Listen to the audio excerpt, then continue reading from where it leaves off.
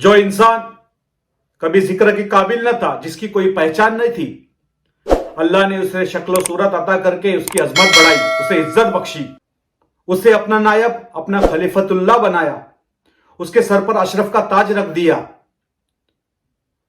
उसे अपनी अमानत का आमीन बनाया और फिर उसे इस उम्मीद के साथ दुनिया में मुंतकिल किया कि उसे दी हुई अमानत हजरत इंसान उसी हालत में अल्लाह के पास वापस लौटाएगा, अल्लाह को वापस लौटाएगा जिस हाल में अल्लाह ने उस अमानत को हजरत इंसान के ताबे किया था। हजरत इंसान की खिदमत में अल्लाह ने कुल कायनात रख दी, आसमान बिछाया, तमाम मौसम बनाए, जमीन से सब्जा उगाया जिससे उसको गिजा मिलती रहे, उसको तन्हाई अकेलापन महसूस ना हो, इसलिए उसे बीवी मुहैया कराई, बाल बच्चे, माँ बाप, हर शय उसकी खिदमत में रख दी। लेकिन हजरत इंसान यानी हम इसी को हकीकत की दुनिया समझ लिए। ये सब सहूलतें अल्लाह ने हमें इसलिए मुहैया कराई ताकि हम अल्लाह की दी हुई अमानत की अमानतदारी कर सके। अल्लाह ने जिस हाल में हमें अमानत सौंपी थी उसी हाल में हमें उस अमानत को वापस लौटाना है, उसी हाल में हम उस अमानत को अल्लाह की बारगाह में वापस लेकर जाने वाले बने। इसीलिए अल्लाह ने तमाम सहूलतें हमारे लिए मुहैया कराई। लेकिन हजरत इंसान यानी हम अपनी दुनिया संवारने में, दुनिया की चकाचौंध में, अपनी शहवत परस्ती में, अपने ख्वाहिशात में, अपनी तमन्नाओं में इतने मशगूल हो गए कि हम अल्लाह की अमानत को ही भूल बैठे, गफलत में आ गए और ऐसी गफलत में आ गए कि अल्लाह के गजब का सबब बन गए। हमने इस दुनिया को हकीकत समझ लिया और इसी दुनिया को सजने और संवारने में लग गए। हम ये भूल गए कि हम किस मकसद के तहत इस दुनिया में आए हैं। हम ये भूल गए कि हमारे पास अल्लाह की कोई अमानत है। हम ये भूल गए ने हमें फकत इबादत के लिए पैदा किया है। हम ये भूल गए कि हमारा कोई रब है। हम ये भूल गए कि हमारा कोई माबूद है। हम ये भूल गए कि हमने अल्लाह की दी हुई अमानत को एक दिन वापस लौटाना है और उसी हाल में लौटाना है जिस हाल में अल्लाह रब्बुल इज्जत ने हमें उस अमानत को सौंपा था। और दिन ब दिन ये दुनिया हम पर गालिब आते चली गई, दिन ब दिन ये दुनिया हम पर हावी होते चले गई और उसका नतीजा ये निकला कि हम गुमराह हो गए, हम अल्लाह के रास्ते से हट गए, हम वादा खिलाफी करने वाले बन गए। और इसी गुमराह होने की वजह से अल्लाह ने हमारी नफ्स को नफ्से अम्मारा कहा। जिस नफ्स को अल्लाह ने सालेह बनाया था, जिस नफ्स को अल्लाह ने अपना आमीन बनाया था, वो नफ्स अल्लाह का आबिद था, लेकिन दुनिया की शहवत परस्ती में, अपने ख्वाहिशात में वो इतना मशगूल होता चला गया कि उसने अपने ख्वाहिशात को ही अपना माबूद बना लिया। और इसी नफ्स के ताल्लुक से अल्लाह रब्बुल इज्जत कुरान मजीद में सूरा यूसुफ में फरमाता है, बिस्मिल्लाहिर्रहमानिर्रहीम, वमा उबर्रियु नफ्सी इन्नन नफ्सल अम्मारतुन बिस्सूई इल्ला मा रहिमा रब्बी इन्ना रब्बी गफुरुर रहीम। सूरा यूसुफ में अल्लाह रब्बुल इज्जत इसी नफ्स अम्मारा के ताल्लुक से फरमाता है, जो नफ्स कभी सालेह था, अल्लाह का आमीन था, उसी नफ्स के ताल्लुक से अल्लाह फरमाता है कि बेशक नफ्स तो बुराई का बहुत ही हुक्म देने वाला है।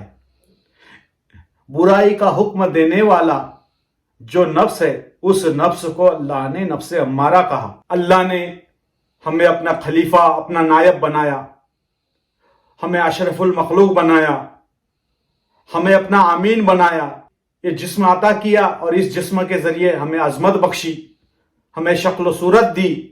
जो नफ्स स्वाले था, हमा वक्त अल्लाह का जिक्र करने वाला था, जो दिल पाक था, जो हमा वक्त अल्लाह का जिक्र करने वाला था, जिसमें अल्लाह ने जिस इंसान में यानी हम में अक्ल सलीम रखी थी, वो अक्ल गुमराही की तरफ लेकर जाने वाली बन गई। वो नफ्स नफ्से अम्मारा बन गई, बुराई का हुक्म देने वाले बन गई। तो मेरे अजीजों, नफ्से अम्मारा के फेल से हमें निकलना बहुत जरूरी है।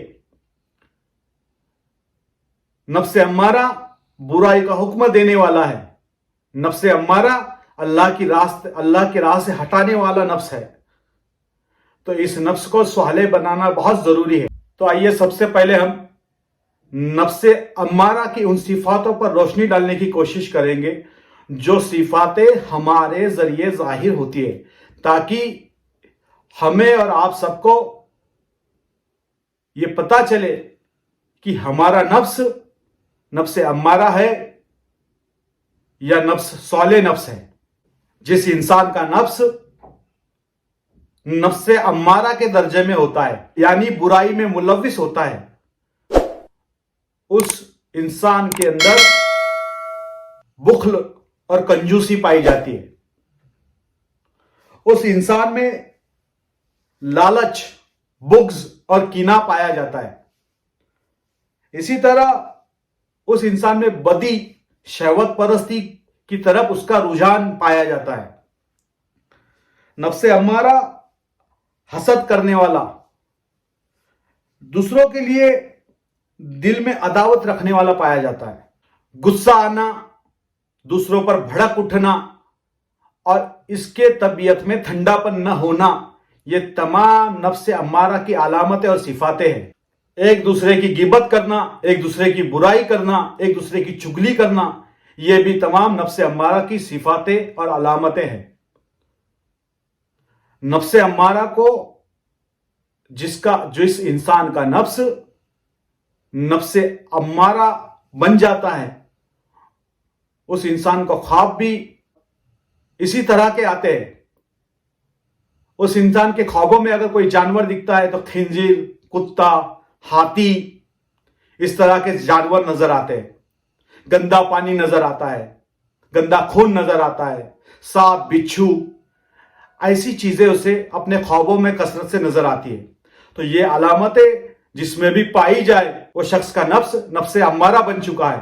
اور اسی نفس کے بارے میں اللہ رب العزت سورہ یوسف میں فرماتا ہے کہ یہ نفس امارہ بڑا ہی برائی کا حکم دینے والا ہے. تو میرے عزیزو، اللہ کے فضل و کرم سے اور حضور اکرم صلی اللہ علیہ وسلم کے صدقہ طفیل ہمارے بزرگوں کے ذریعے جو علم مجھے عطا ہوا، وہ علم کو آپ تک پہنچانے کی میں ایک ناقص کوشش کر رہا ہوں.